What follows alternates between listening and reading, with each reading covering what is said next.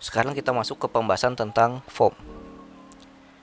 Jadi di sini kita akan melakukan yang namanya penggunaan dari form ini ya, form attribute action di formnya, dan juga apa kegunaan dari attribute name ini, dan juga attribute value di dalam inputannya.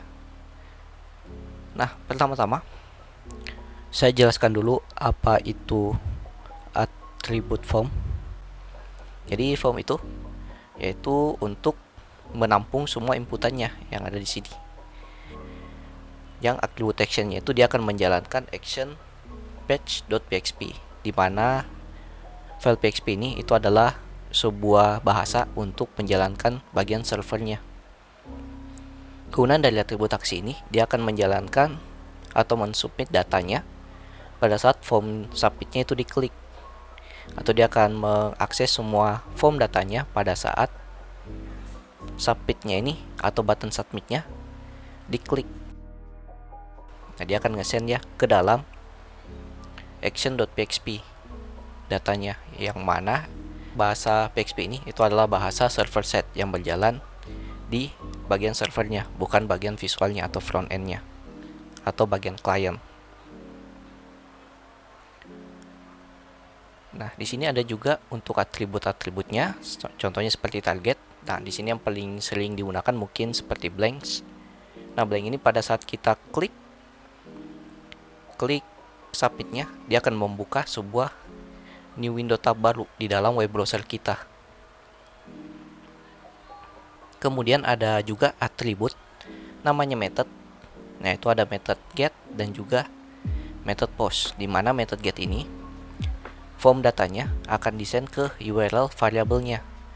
Nah, kemudian untuk post, dia akan melakukan transaction atau mengirim datanya ke dalam bagian servernya untuk diolah. Di sini juga ada note untuk get dan juga post. Nanti untuk linknya saya simpan di deskripsi. Nah, contoh penggunaan dari metode get. Di sini contoh saya buka website di Tokopedia.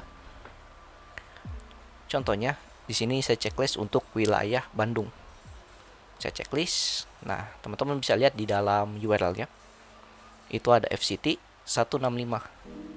Nanti saya akan jelaskan apa di mana dapatnya FCT ini. 165 ini dapatnya dari mana. Nah, ini kalau menggunakan metode yang namanya get. Nah, di mana buttonnya ini itu berupa checkbox. Sini kita coba praktekkan. Nah, di sini defaultnya kalau teman-teman tidak kasih,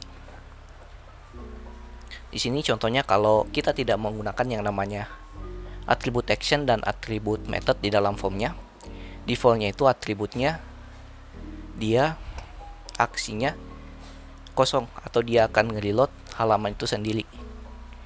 Nah, kemudian metodnya defaultnya itu get kalau kita tidak isi di sini. Nah, contoh kita coba jalankan filenya. Oke, filenya sudah jalan. Kita coba isi name-nya user 123. Kita register. Nah, di sini bisa dilihat sini ada tanda tanya. Nah, ini metodenya get ya, karena dia ada tanda tanya di awalannya. Yaitu tadi untuk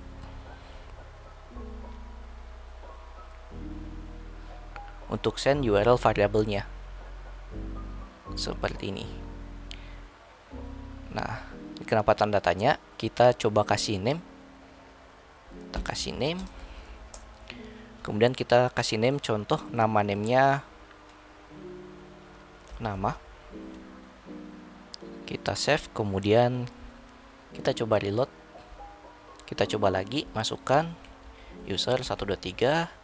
Kita klik submitnya, register. Nah, di sini ada nama sama dengan user 123. Nama ini ambil dari name-nya, atribut name dari inputannya. User 123 ini itu yang kita inputkan tadi. User 123 di dalam formnya ini. Cuman di sini ada satu masalah lagi. Tuh, di sini kita isi semua user at mail.com, h25 mail. Kita coba checkboxnya juga. city Makassar, address Makassar, kita register.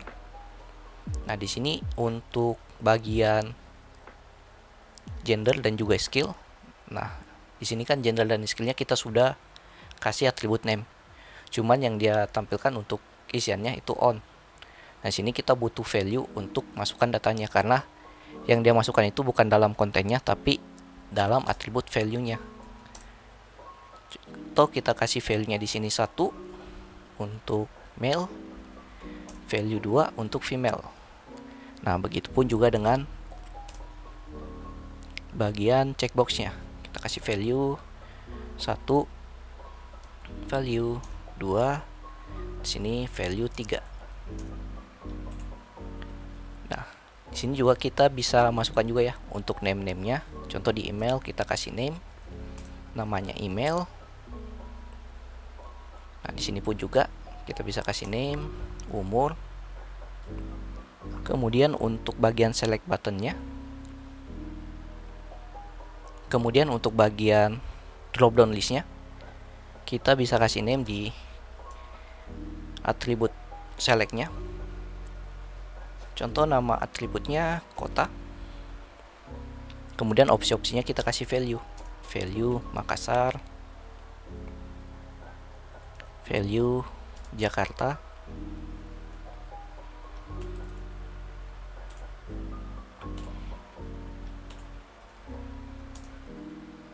dan di sini value Bandung, value Medan, dan value Papua. Seperti ini. Nah, addressnya pun kalau kita ingin kasih name bisa dikasih name. Contoh alamat. Kita save, kemudian kita coba reload lagi halaman kita. Kita coba hapus. Kita coba isi semua. User 123, user@mail.com, gender male, skill city Makassar, address Makassar. Kita register. Nah, di sini URL-nya ya akan masuk ya. Apa yang kita inputkan, nama user 123, email user@gmail.com, umur 26, gender 1, skill 1, skill 2 karena tadi yang saya checkbox itu Laravel.js, kota Makassar, alamat Makassar. Sesuai dengan yang ada kita inputkan di dalam. Nah, kemudian bagaimana jika saya kasih value di dalam inputan teksnya? Nah, kalau kita langsung kasih value di inputan teksnya, dia akan otomatis keisi datanya. Contoh, di sini kita kasih value user. Nah, otomatis pada saat kita reload, dia langsung terisi kalau kita kasih value di dalam input text maupun input email dan juga ads. Seperti itu. Nah, kecuali mungkin kalau address karena dia bukan inputan, dia pakai text area. Kalau kita langsung ingin masukkan datanya, kita masukkan ke dalam kontennya di antara tag pembuka dan tag penutupnya. Tuh, di sini Makassar. Maka nanti sini akan terisi Makassar juga. Seperti itu. Nah, ini untuk metode get. Nah, ini kalau kita tidak masukkan aksinya, dia akan berada di halaman yang sama pada saat kita submit. Contoh kita pada saat kita submit, kita kasih aksi, dia mengarah ke halaman index contohnya. Nah, berarti di sini kita harus arahkan ke index.html. Nah, kita kasih method supaya lebih jelas, metodenya get. Kita save, reload. Ini karena ada tadi value-nya, kita hapus saja dulu. Dan yang ini juga kita reload. Kita coba isi.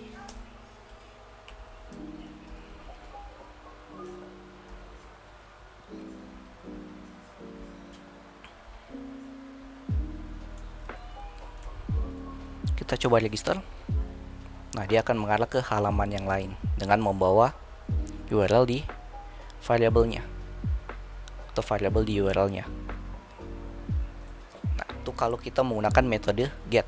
Nah, bagaimana dengan metode post? Metode post sendiri, karena di sini kita belum belajar tentang server side.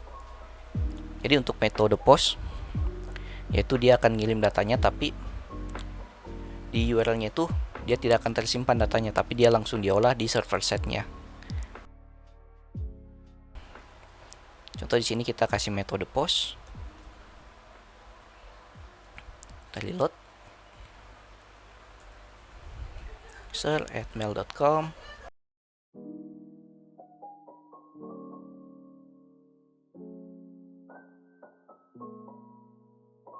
kita register.